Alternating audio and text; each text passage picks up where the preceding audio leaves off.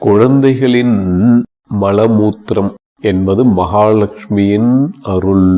அதனால் அதை நாம் அருவருப்பாக பார்த்து விட்டால், நினைத்து விட்டால், பேசிவிட்டால் அங்கிருந்து மகாலட்சுமி வெளியேறி விடுவாள், தரித்திரம் அதிகமாகும். அது ஏன், எப்படி என்பதை இப்பொழுது பார்ப்போம். அதாவது மகாலட்சுமியானவள் சேற்றில் முளைத்த செந்தாமரையில் வாழ்பவள். அதனால நான் அவளை எடுத்துப்பே அந்த சேற்றை அருவருப்பாக பார்ப்பேன் என்று சொல்ல முடியாது. சேற்றை அவமதித்தால் அவளையும் அவமதித்ததுதான். இது முதல் விதி. இதை நாம் நினைவில் வைக்க வேண்டும். அடுத்து, ஒரு வீடு குடி போகிறோம். இன்னைக்கு நமக்கு பசுவை உள்ளே அழைச்சிட்டு போறதுக்கு நிறைய வசதி இல்லாம இருக்கு. ஏன்னா பசுமாடை பக்கத்துல காணோம். ஆனாலும் அந்த வாய்ப்பு உள்ளவங்க செய்யறாங்க. அது செய்யாத நகர்ப்புறத்தாரா இருந்தா கூட அவங்களுடைய முன்னோர்கள் எல்லாம் முன்னாடி செஞ்சுக்கிட்டு இருந்தாங்க அப்படிங்கறத நினைவில் வைக்கணும். இந்த செயல் ஏன் வந்தது என்றால், இதெல்லாம் ஐஸ்வர்யத்தின் சின்னம். குழந்தைகளும் ஐஸ்வர்யத்தின் சின்னம். அப்படி இந்த மாடு வீட்டினுள் முதலாவதாக நுழைவது ஒரு நல்ல சகுனம். சகுனம் என்றால் என்ன? குணக சகுணான் ஆகர்ஷதி.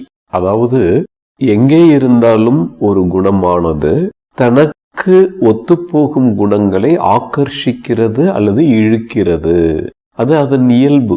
இந்த பழமொழியைத்தான் நாம் சுருக்கமாக ஒரே வார்த்தையில் சகுனம் என்கிறோம்.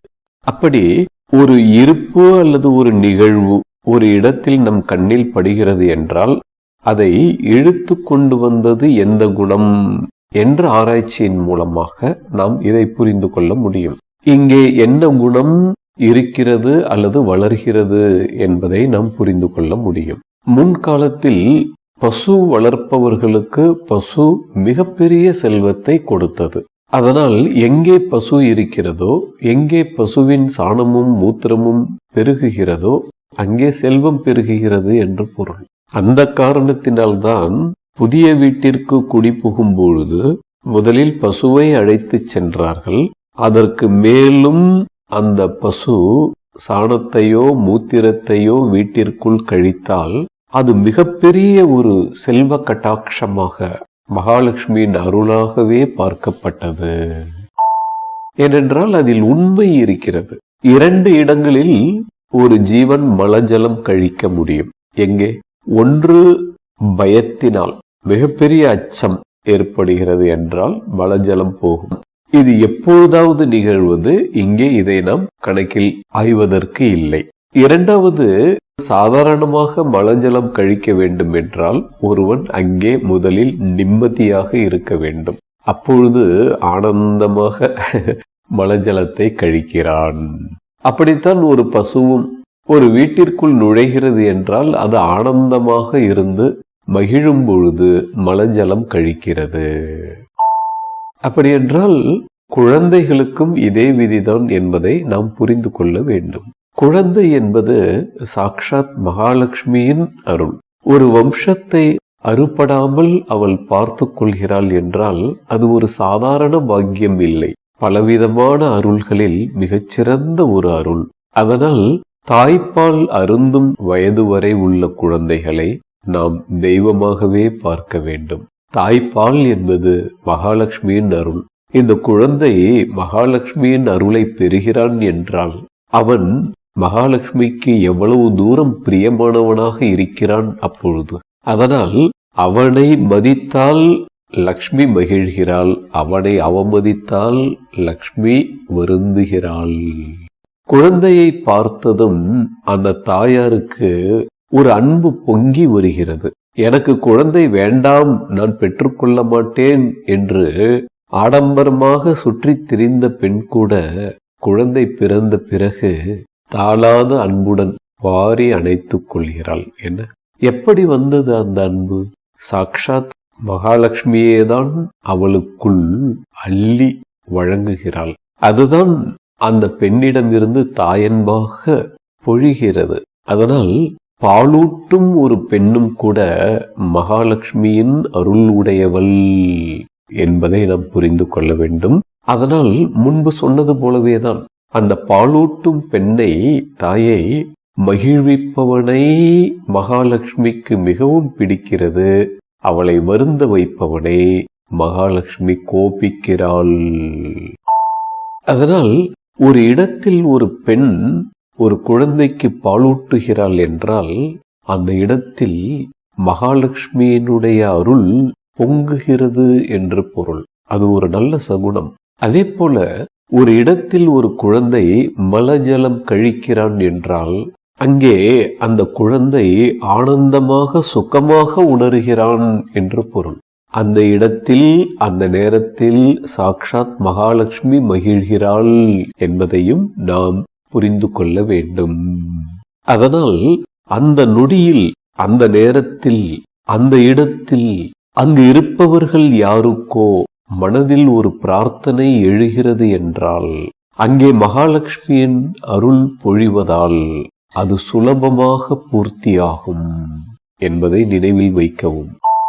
இப்போதெல்லாம் பேருந்து நிலையம், தொடர்வண்டி நிலையம், விமான நிலையம், பல அலுவலகங்களில் கூட நாம் பார்க்கிறோம். பல பெரிய வியாபார ஸ்தலங்களில் கூட நாம் பார்க்கிறோம். பெண்கள் பாலூட்டுவதற்கு என்று அறைகளை ஒதுக்குகிறார்கள். அப்படி ஒரு இடம் ஒதுக்கப்படுகிறது என்றால் அது சாதாரண விஷயம் இல்லை. எங்கே வேண்டுமானாலும் யார் வேண்டுமானாலும் ஒதுக்கிவிட முடியாது. ஒரு இடத்தை அதற்காக ஒதுக்க வேண்டும் என்றால் அந்த இடம் மகாலட்சுமியின் அருளை ஆக்கர்ஷிக்கக்கூடிய, இழுக்கக்கூடிய சக்தி உள்ளதாக இருக்க வேண்டும். அப்பொழுதுதான் அப்படி அமைக்க முடியும். அதே போல ஒரு வீட்டில் இந்த குழந்தையை பெற்ற பெண் தாய் கூட எங்கும் அமர்ந்து பாலூட்டி விட மாட்டாள். அவளுடைய மனதிற்கு சில இடங்கள் சௌகரியமாக தோன்றுகின்றன. ஏன் அப்படி தோன்றுகின்றன அவளுக்கே தெரியாது. அந்த இடத்தில் மகாலட்சுமியின் அருள் நிலைத்திருக்கிறது என்பதை நாம் புரிந்து கொள்ளலாம். ஆகட்டும், இந்த குழந்தைகள், பசுக்கள் என்பதெல்லாம் ஒரு உதாகரணம். இதிலிருந்து நாம் புரிந்து கொள்ள வேண்டியது என்ன என்றால், நமக்கு சுகம் தந்தவைகள், நமக்கு பாதுகாப்பை தந்தவைகள், அல்லது தருபவைகள், அல்லது தர முடிபவைகள், இவைகளால் வரும் கழிவுகள் என்பவைகள் அருவருக்கத்தக்கவைகள் அல்ல. அப்படி என்றால் அந்த அழுக்குகள், குப்பைகளை வைத்துக்கொண்டே இருக்க முடியுமா என்றால் அது முடியாது. அது நீக்கப்பட வேண்டியது, அதில் எதுவும் சந்தேகமில்லை. ஆனால் அவைகள் நம் உள்ளத்தில் ஒரு அருவருப்பை ஏற்படுத்தக்கூடாது. அதுதான் அதனுடைய பொருள். அருவருப்பு எங்கே தோன்றுகிறதோ அங்கே மகாலட்சுமியின் அருள் குறைந்திருக்கிறது அல்லது குறைந்து கொண்டு இருக்கிறது என்று பொருள்.